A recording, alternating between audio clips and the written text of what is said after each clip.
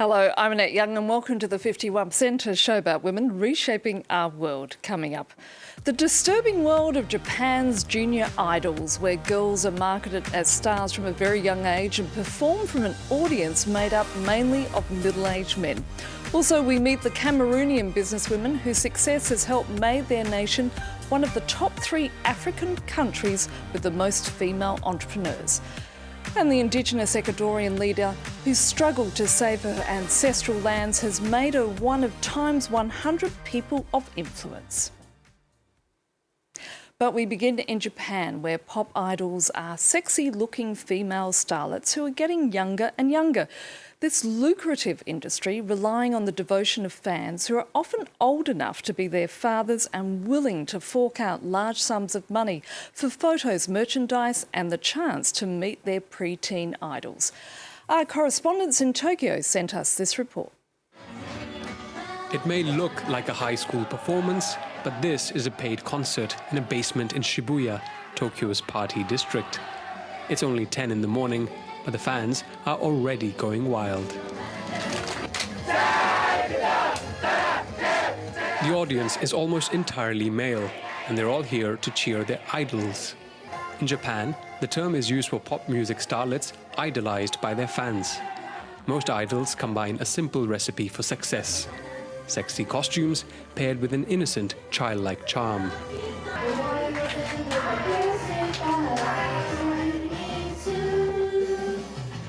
For the fans, they symbolize a feminine ideal.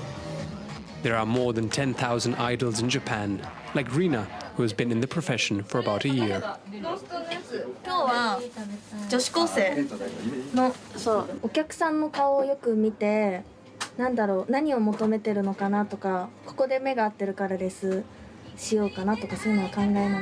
With songs and gestures of everlasting love, this feels like more than just a concert. Almost a flirtation, but without the kissing. The relationship between idols and fans is one that projects romance, even though it remains strictly platonic. It allows for the release of passion in a society that is usually reserved and rigid. During the peak of the show, the star, as if in a trance, descends from her platform to thank her fans, transgressing the normally sacrosanct rules governing social distance in Japan.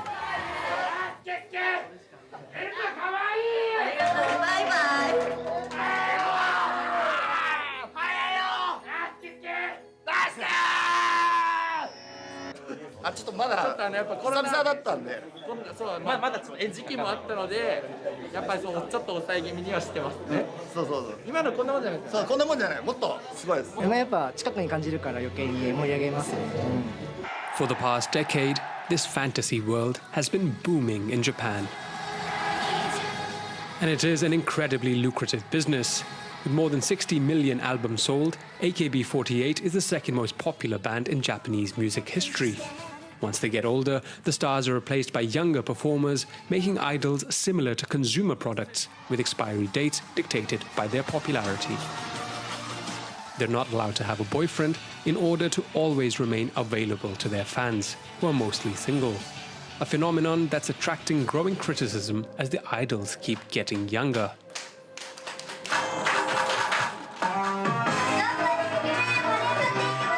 In this group, they're 11 to 13 years old, and most of the fans are the same age as their fathers.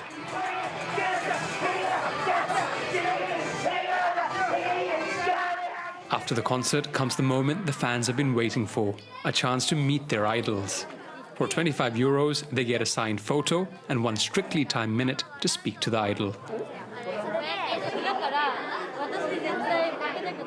These photos are for personal collections, but they are sometimes shared on the internet. Many fans end up spending large amounts at these meetings, like this man who spends more than €500 per month.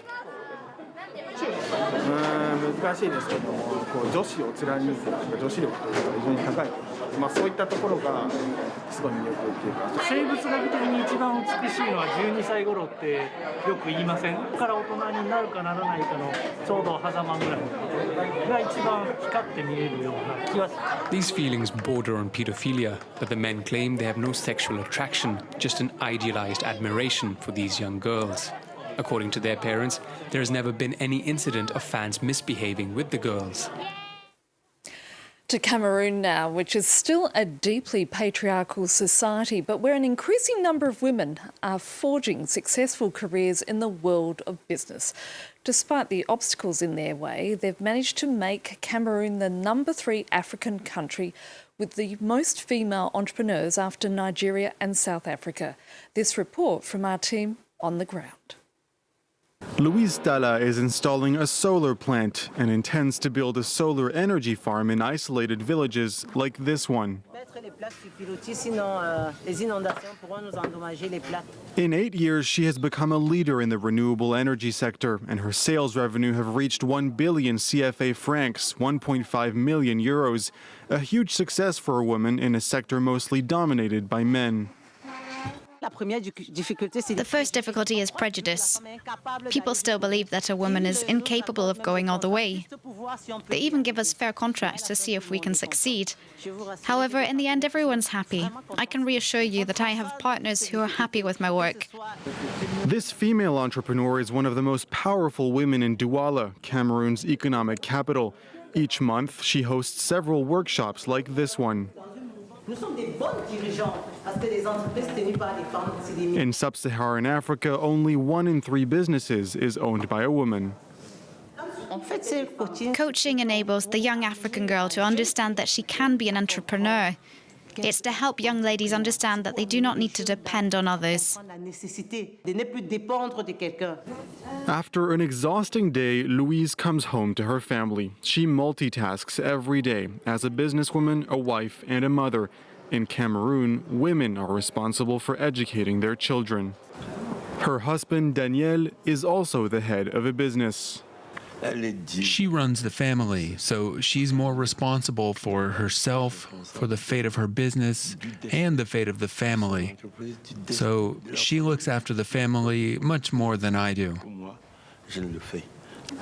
Just 5,000 women run the approximately 200,000 businesses in the country, and some of them are thriving in demanding sectors. Audrey Chicot, also known as the Queen of Metallurgy, runs her own business in this suburb of Douala.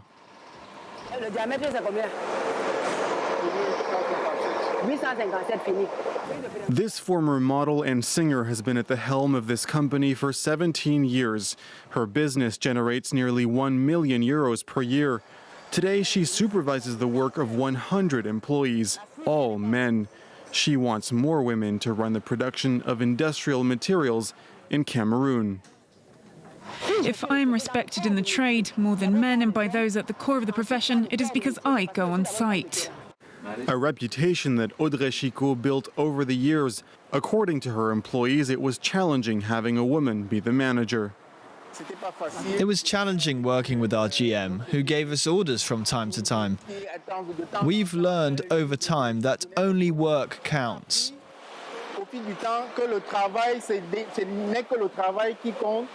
Colette Minka welcomes the arrival of young, strong-willed women in the corporate world. She owns and manages one of the oldest temporary personnel placement companies in the country. She secures jobs for nearly 5,000 employees per year through her partners across the region.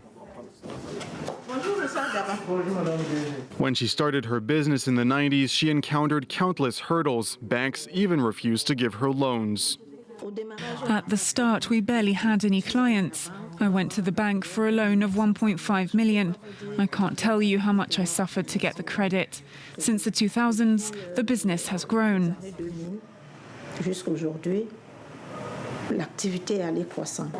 Today, it's a different story, but she remains an exception as most women in sub-Saharan Africa still face difficulty securing loans from banks. Less than 40% of them own bank accounts. That hasn't stopped Colette's determination. She has just launched a new company to manage car fleet services for big corporations. Her vision is to push more Cameroonian women to be independent. And finally, she comes from an indigenous tribe in Ecuador's east and has become a hero in the fight against deforestation of her native Amazon. Namonte Nakimo's battle to protect her ancestral home has now made her one of Time magazine's 100 most influential people in 2020. Fraser Jackson has the story. Namonte Nakimo is raising her children in the depths of Ecuador's Amazon, the same forest she herself was brought up in.